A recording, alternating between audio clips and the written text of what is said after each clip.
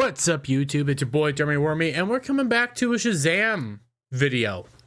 Shazam's in the news. Not really. It's something to talk about.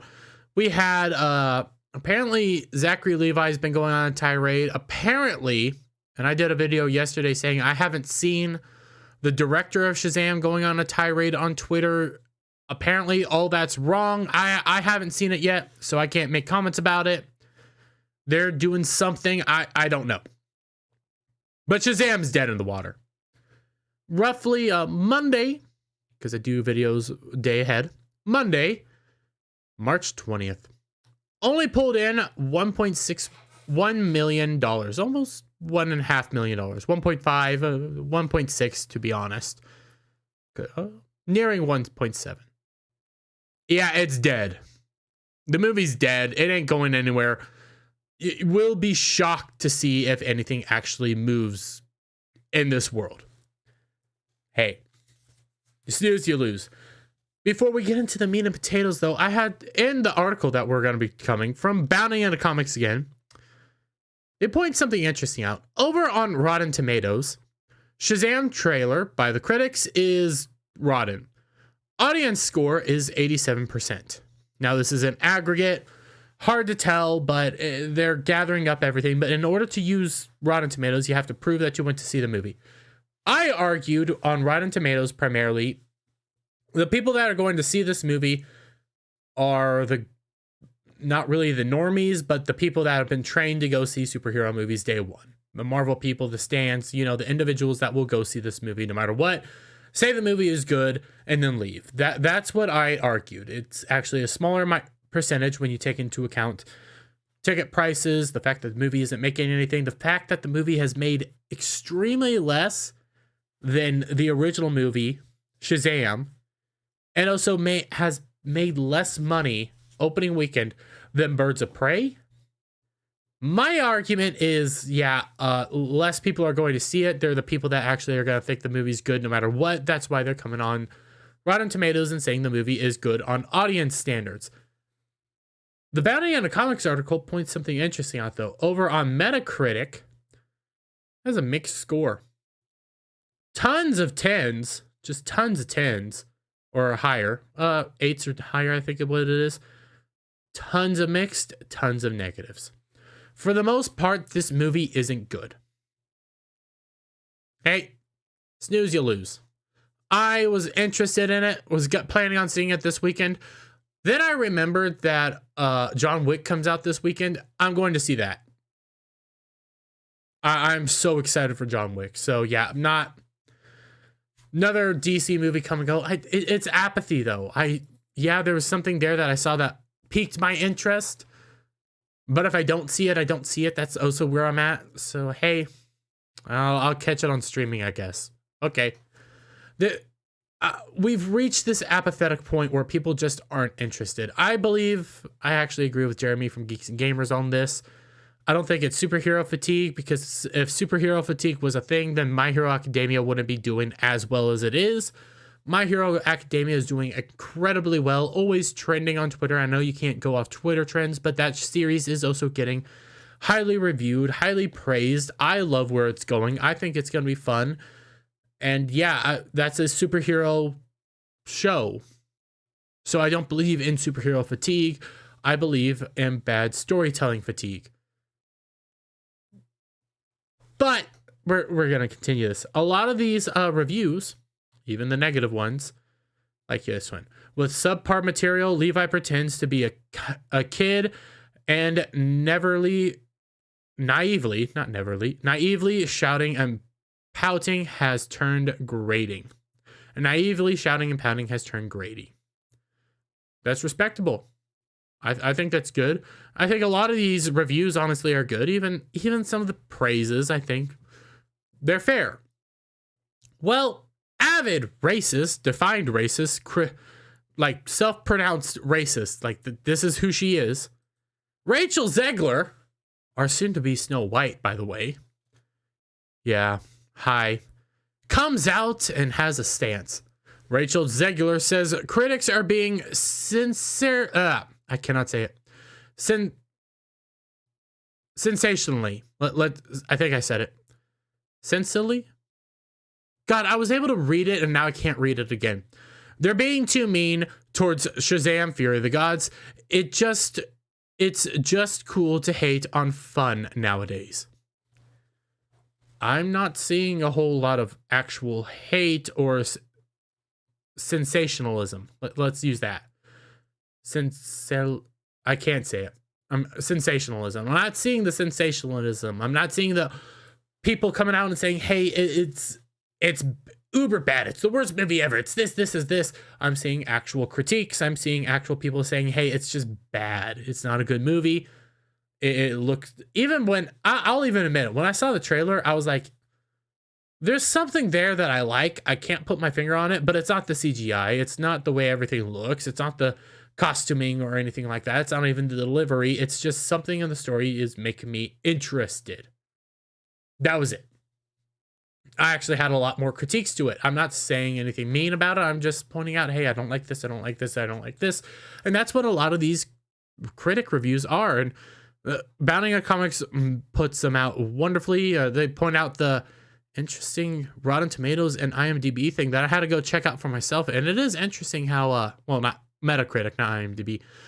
Metacritic is lower than Rotten Tomatoes. That's interesting. But then they go through several interview critiques from Inverse. Howie Tran Bui, I'm probably butchering that.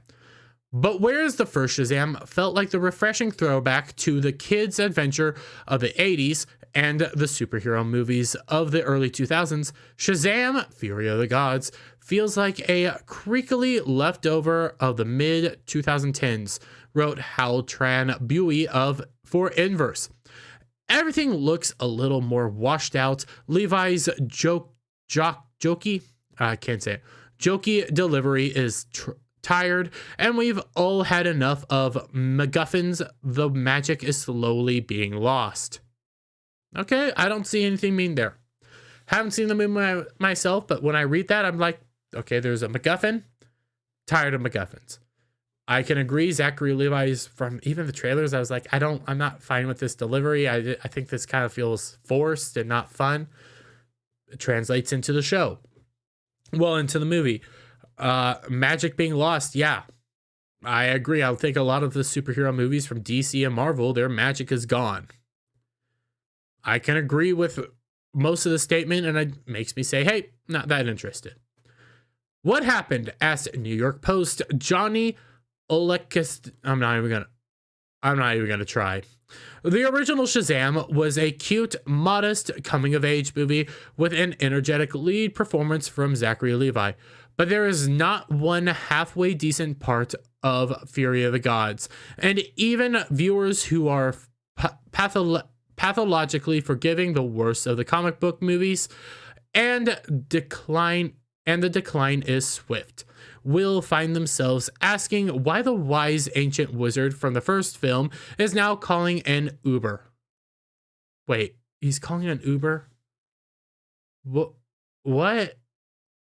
He can teleport. He can fly. Why is he calling? Okay, yeah, that makes me think, what? No. He's magical. Why does he need an Uber? Offering his thoughts for the AV Club, Matthew Jackson lamented, "We're used to these movies being designed to launch us into one big final fight, and that's fine. But the craftsmanship this time is shoddy, packed with dead ends and struggling to maintain its grasp on an emotional through line." Okay.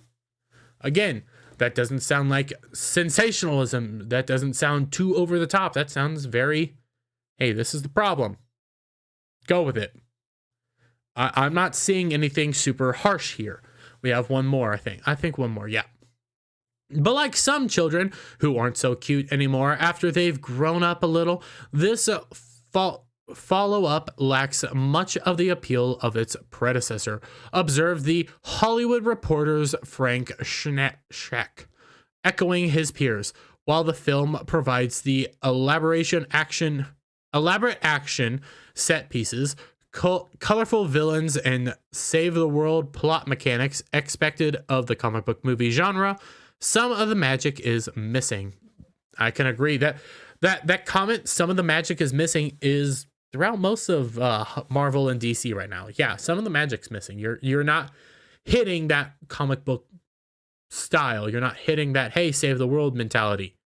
You're kind of just copy paste, and it's not fun anymore. Kind of why I do have some hope for the DCU, James Gunn's universe, but at the same time, I don't have a whole lot. I am excited for Guardians 3. I think that's gonna be a fun movie, but again, I'm cautious.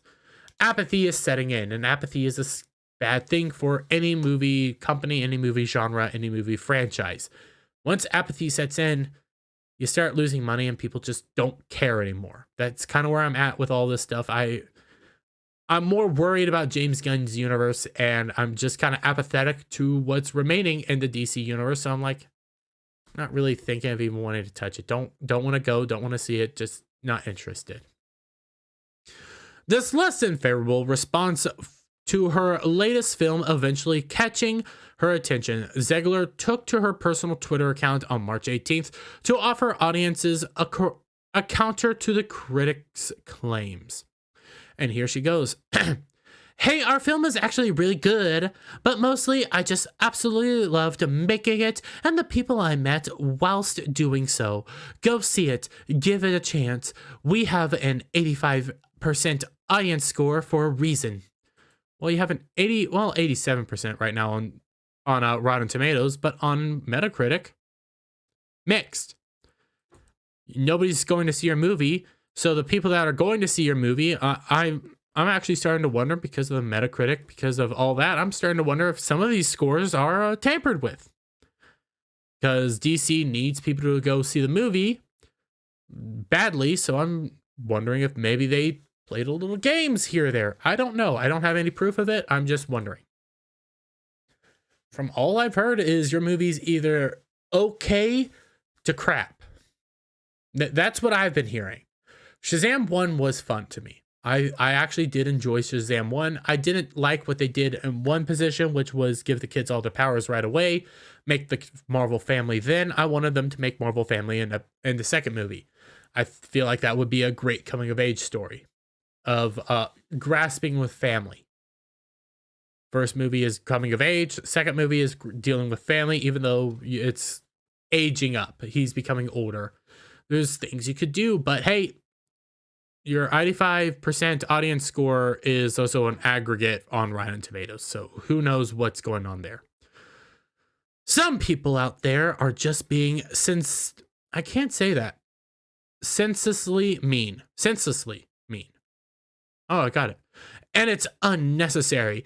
And I know if you can't handle the heat and all that nonsense. No, that's not nonsense. That's kind of accurate. If you can't handle these very lackluster reviews, like they're not berating you, they're not criticizing you, they're not even actually going after you, they're going after Zachary Levi more so, and they're going after the overall movie and the way it looks and things like that are kind of just, hey, this is actually just kind of crappy. It's not very mean, it's just facts, and kind of like, hey, meh.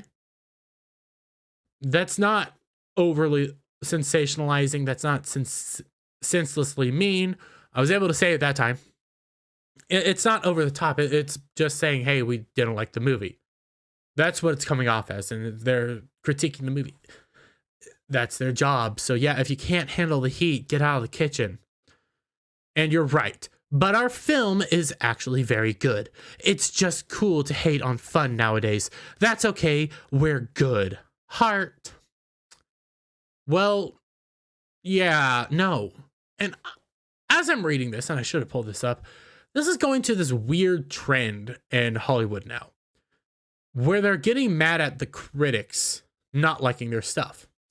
Where you have, just had his name, the guy, super bad, the interview, Seth Rogen. Yeah, Seth Rogen. He came out and said, hey, critics are mean. When I get a negative critic score, I feel sad and depressed. all I'm thinking of, but that's your job. The heat comment that she even brings up. Yeah, if you guys can't handle negative reviews, then get out of the industry.